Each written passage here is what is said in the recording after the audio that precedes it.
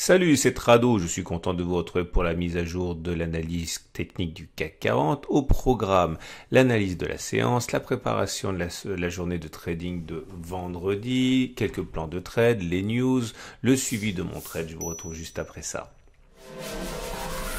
1,90% de hausse aujourd'hui. On comprend pas non plus vraiment pourquoi. Je vous rappelle que dans la vidéo du week-end, celle où j'explique l'analyse technique de moyen terme, je fais un petit aparté sur le VIX et l'indice de volatilité.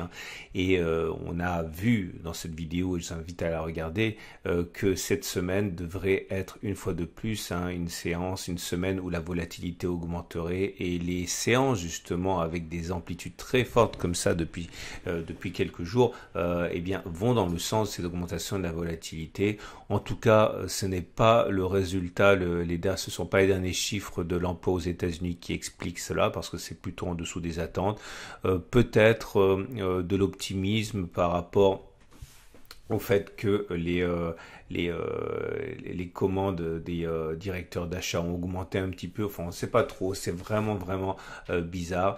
Beaucoup disent que c'est surtout peut-être le début d'une rotation pour les gérants qui commencent à jouer l'Europe, qui est très en retard par rapport aux États-Unis. Bon, on ne sait pas ce qui se passe. Ce qui est sûr, c'est qu'on sait à quel moment ça a commencé à baisser. Ça a commencé à baisser comme par hasard tout en haut du triangle jaune. Il y a eu un lâcher de canards sauvages et les baissiers se sont régalés à shorter ce contact, comme ils ont déjà shorté le contact du 31, le contact du 25 et ainsi de suite. Donc pour l'instant, une seule chose à remarquer, c'est que on est dans une situation où la pression ne disparaît pas pour les haussiers qui continuent à tenter leur chance et à parier sur une sortie par le haut du triangle. Nous sommes toujours également dans une situation, excusez-moi pour tous les petits pouces, c'est les séquelles du backtest que je vais proposer aujourd'hui, et on est toujours dans une situation où le support intermédiaire des 4844-4873 est intouché depuis 7 août 2020, et on a toujours une résistance ici globalement à 5112-5121. Il n'y a rien de neuf par rapport à ça. Et aujourd'hui justement, je voudrais faire un petit backtest sur le champ d'œil japonais. Vous voyez ce champ d'œil japonais, bon, il n'est pas très beau, malgré les 1,9% de hausse, il y a une longue mèche haute, mais cette longue mèche haute ne nous empêche pas de terminer quand même in extremis dans le tiers haussier. C'est-à-dire que si vous prenez un champ d'œil japonais, que vous le découpez en 3 tiers, vous avez le tiers baissier, vous avez le tiers neutre et vous avez le tiers haussier. Encore une fois, ça se joue sur l'épaisseur du trait, mais on est plutôt dans le tiers haussier. Et selon la psychologie des bougies, l'idée veut qu'une clôture dans le tiers haussier signifie une pression haussière. Alors on va voir si on a une façon de confirmer cela. Alors j'ai fait un backtest très simple qui est le suivant. J'ai pris plus de 56 bougies qui ont clôturé dans le tiers haussier, et j'ai simplement regardé si la séance suivante était une séance de hausse ou une séance de baisse. Ok, donc on verra ça pour demain. Et donc bon, ça arrive très souvent, donc c'est pour ça que je me suis permis je me suis autorisé 56 occurrences, mais ça reste quand même peu significatif. 56, c'est pas suffisant pour avoir une idée précise du résultat d'un backtest. Donc réussite si on a une séance de hausse, la bougie suivante, défaite du test si on a une bougie de baisse. Alors c'est parti, on a commencé avec cette bougie là, vous voyez, ça n'a pas marché, on a terminé dans le tiers haussier, mais on a terminé sur une baisse, donc c'est un échec. Ici par contre, ça se joue pas à grand chose, ça finit dans le tiers haussier, on est très légèrement en positif, je crois que c'est 0,0 quelque chose, enfin bon, mais c'est positif, mais quand on va à 0,01%, mais quand on fait un backtest, et on prend toutes les occurrences. Là c'est un nouvel échec, et là c'est un nouvel échec, tiers haussier, on termine en baisse. Là vous avez 3 succès, donc un premier succès, un deuxième succès et un troisième succès là. Bon, allez, maintenant on va aller plus vite.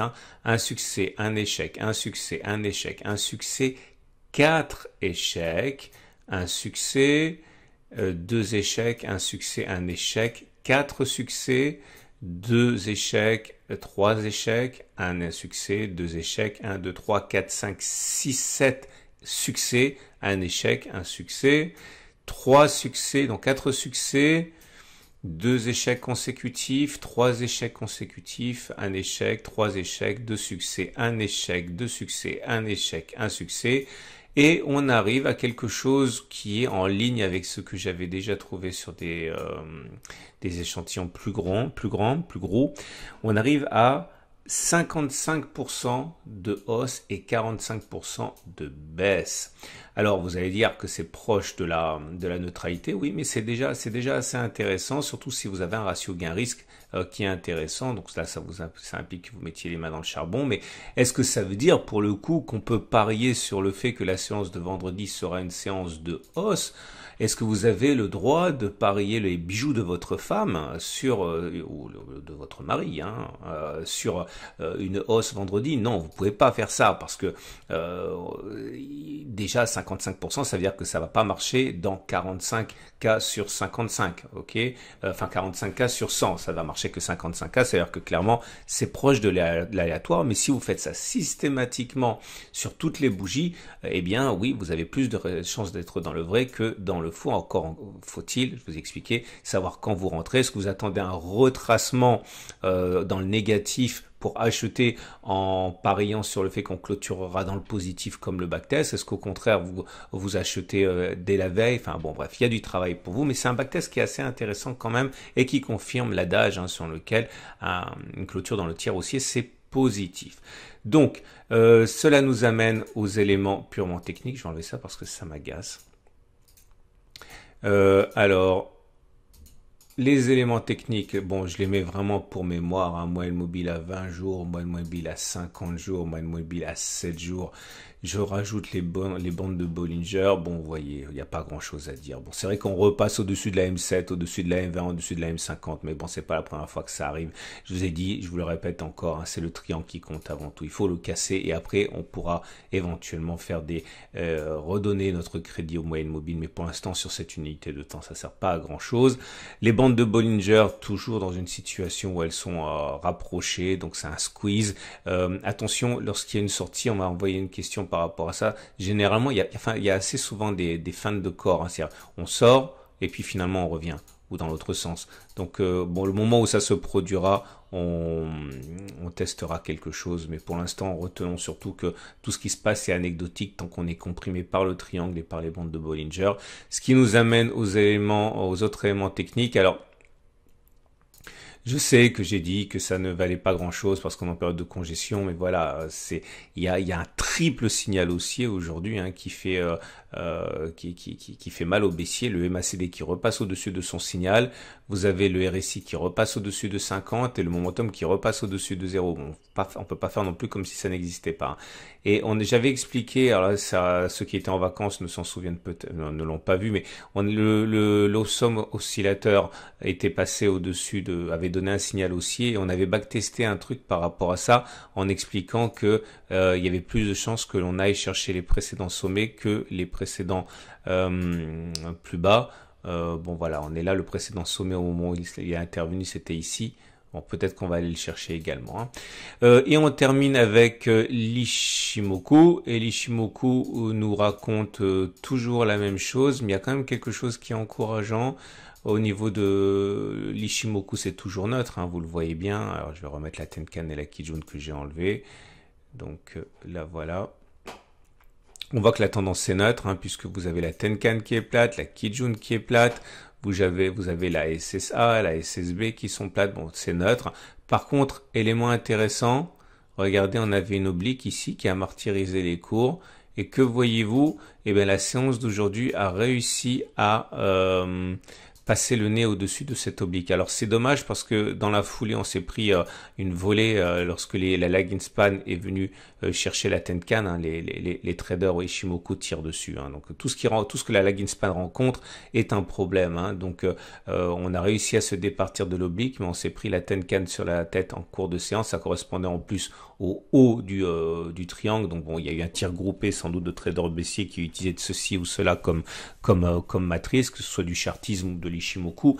Mais bon, peut-être que c'est annonciateur, c'est dommage qu'il y ait cette Tenkan au-dessus, hein, mais peut-être que c'est annonciateur de la prochaine impulsion haussière, hein, puisque je vous rappelle que c'est ce qui s'est produit la dernière fois, mais je vais pas revenir parce que ça remonte à trop longtemps, et pour ceux qui étaient en vacances, ça va juste les embrouiller. Les trades du jour, et voilà ce que l'on peut faire. Si vous avez un trade haussier en tête, eh bien vous pouvez justement surfer sur cette petite statistique de la pression haussière.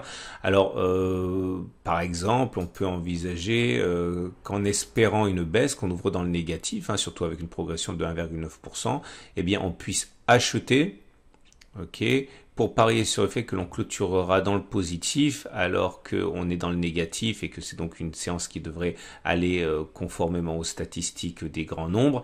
Le stop loss, le problème c'est que il est difficile à mettre, hein, parce qu'on ne sait pas jusqu'où on va monter, mais imaginons, je fais du fictif, c'est simplement pour vous montrer comment moi je travaillerai ça.